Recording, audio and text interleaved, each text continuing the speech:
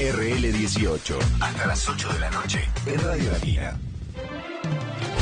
Queremos conocer los detalles de este desarrollo y ahí aparece, ¿no?, el trabajo de varios equipos argentinos. Desarrollan un método que detecta y monitorea focos de coronavirus en la red cloacal de Buenos Aires.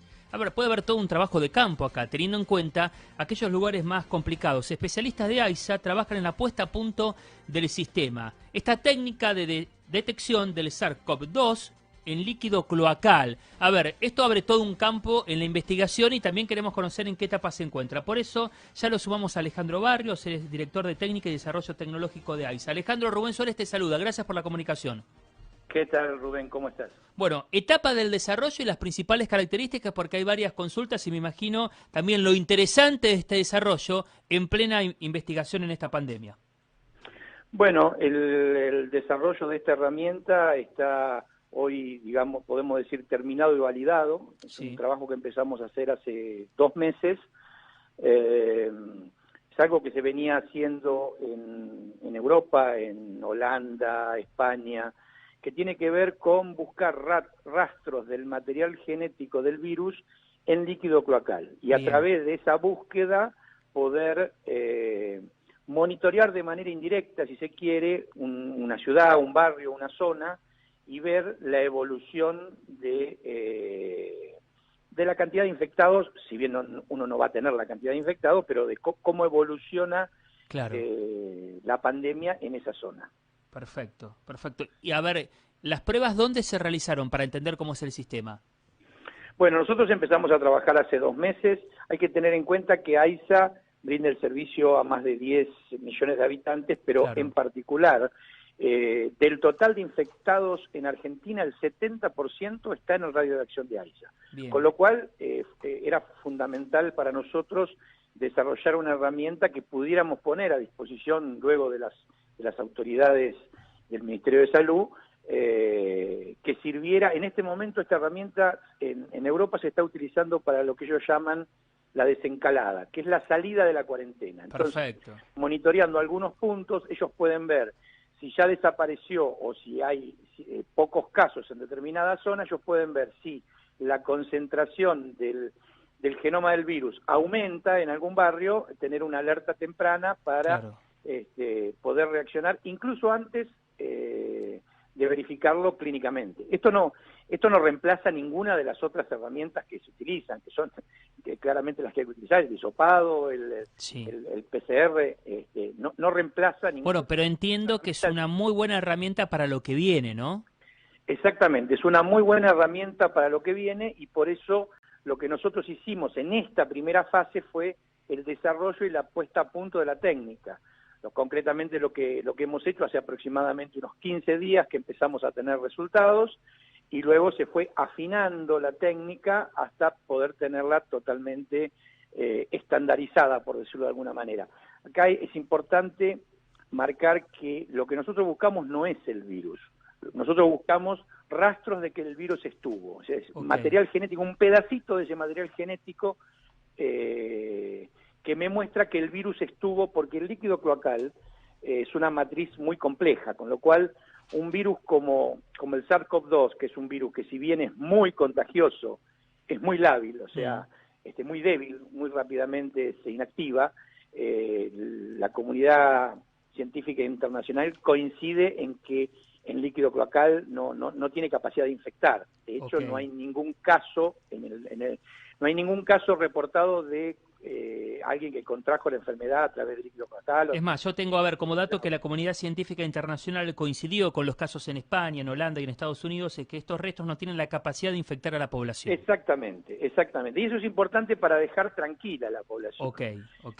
Para mí me resulta un tema importante de destacar, porque ante tanta preocupación, que no sumar otra más. Claro. No tienen capacidad de infectarlo. Bien. Lo que se busca son rastros del virus, pero sí lo que permite a las autoridades a las autoridades de salud en este caso es, bueno, tener esta herramienta como para poder en determinados lugares monitorear cómo evoluciona en el tiempo la pandemia En la práctica, ¿cómo sería, Alejandro? Y pensando en la vuelta, ¿no? En esta nueva normalidad que va a sumar un montón de actividades, esto seguramente será con mucho protocolo, pero llevado a este estudio, en el campo y en la práctica, esto es para saber cómo fue evolucionando, cómo va desapareciendo esos restos en la cloaca. Yo creo que la herramienta tiene su máximo potencial justamente en la fase de salida de la cuarentena o de flexibilización de la cuarentena. Bien. Y la estrategia de utilización de la herramienta es algo que va a definir las autoridades. Okay. Lo que AISA hizo fue el desarrollo de la herramienta y ponerla a disposición. Bien. Después, la utilización la van a definir las autoridades, que son las que están manejando el tema de la pandemia, pero claramente lo que se busca es poder monitorear en determinados lugares, que lo definirá el Ministerio de Salud o quien corresponda, cómo evoluciona, o incluso si no puede haber algún caso de rebrote. Hoy en Europa se está utilizando, en Estados Unidos también, justamente para ver esto, en zonas donde ya la cantidad de infectados o desapareció o es baja, se hace este monitoreo para ver que de repente no empiece a subir y si fuese así, tener una alerta temprana para poder reaccionar rápidamente. Y con estos primeros monitoreos, ¿ya se encontraron con la presencia, con restos del virus en las cloacas? ¿Con qué se van encontrando? No, bueno, a ver, de eso no había ninguna duda. O sea, cualquier ciudad o cualquier barrio que tenga gente infectada, claramente la persona que está infectada lo elimina en sus excretas, con lo cual en el líquido cloacal se va a encontrar. Correcto, o sea, correcto. Que este material estaba en el líquido cloacal, nadie tenía ninguna duda. Perfecto. Lo que sí pudimos hacer ahora nosotros es detectarlo y desarrollar la técnica para poder detectarlo y que además sea una técnica validada, que tenga repetitividad, o sea que si uno vuelve a correr la misma muestra obtenga el mismo resultado. Claro. Todo esto fue el desarrollo más fuerte que se hizo, que quiero decirlo porque para mí vale la pena, es un desarrollo que se hizo con profesionales e investigadores de la compañía y en un tiempo récord, porque estos son desarrollos que llevan meses y bueno, acá no había tiempo, no había meses para... Tuvo que trabajar fines de semana, feriados, hasta altas horas de la noche, bueno, siempre... ¿Requiere un equipamiento nuevo, mucho personal? Cada muestra requiere mucho trabajo, porque lo más complejo, se utiliza la técnica de PCR, la misma que se utiliza en análisis clínicos. Sí.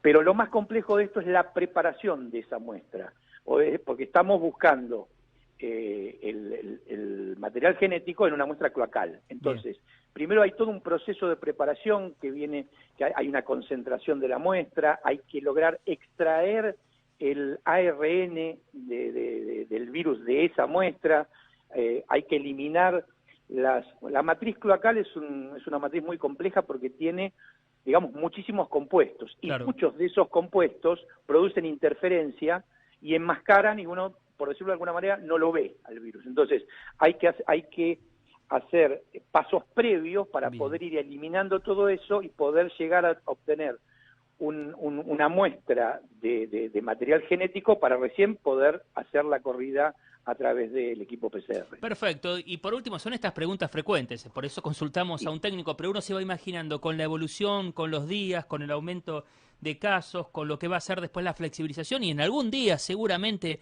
corto o mediano plazo, el levantamiento de la cuarentena, ¿esto se va actualizando? ¿Se van haciendo nuevos estudios? ¿Cómo lo van realizando los testeos?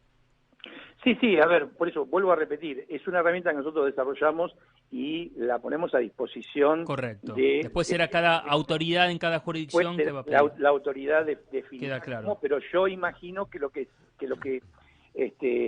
se puede hacer es ir monitoreando con el tiempo, a través del tiempo, viendo la evolución en determinados puntos que se definan. Claro. Y entonces poder ver si en una salida de la cuarentena o en una flexibilización o salida definitiva de la cuarentena, de repente no vemos que pueda haber algún rebrote o algo, y si lo hubiese, estar suficientemente a tiempo para poder reaccionar rápidamente. Claro, y esto es lo que cuando marcan, Alejandro, los expertos ante algo tan pero tan inédito, principalmente para ellos, no para para nosotros, no lo digo para Alejandro, que es un especialista, y en este caso en la red de Culacal y desde AISA, pero que se vayan sumando, me imagino, que herramientas para los diferentes campos y escenarios posibles ante una pandemia que es totalmente inédito en el mundo. Esto ya se realizó en España, en Holanda y en Estados Unidos, y es fundamental como herramienta para los expertos para los próximos escenarios. Así que muchas gracias por la explicación y la aclaración y los detalles de este desarrollo, Alejandro. No, por favor, muchísimas gracias a vos por la difusión y un saludo a toda la audiencia. Alejandro Barrios es director de Técnica y Desarrollo Tecnológico de AISA en este nuevo desarrollo que ya conocimos los detalles y que se está aplicando en la Argentina.